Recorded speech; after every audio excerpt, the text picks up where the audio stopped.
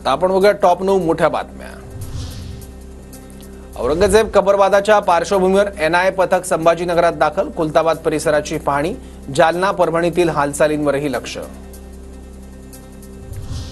नागपूर हिंसाचारातील अटक झालेल्या आरोपींची संख्या 100 पार, सायबर पोलिसांच्या 4 पथकांसह लोकल पोलिसांकडून अटक सत्र सुरू।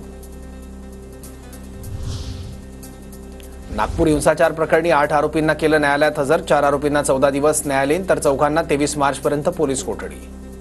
उसमें सभी तहसील पुलिस स्टेशन के एरिया के अंडर जो आते हैं जुरिस्डिक्शन में, वहाँ के सभी आरोपी हैं जिनको लेकर आया गया है, और 2 आरोपी ऐसे जिनको पीसीआर दिया गया है, और 2 आरोपी जो पिछले थे उनको फिर से रिपीट किया गया पीसीआर के लिए।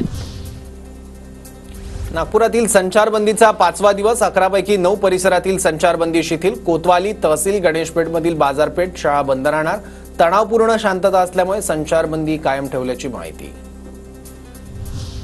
नागपुरातील हिंसाचारग्रस्त चिटणीस पार्कात 75 वर्षीय जुल्फिकार खान यांच्याकडून भाईचाऱ्याचा संदेश, सोमवारी घडलेल्या हिंसाचाराचा निषेध नोंदवत वाचले गीतेचे श्लोक।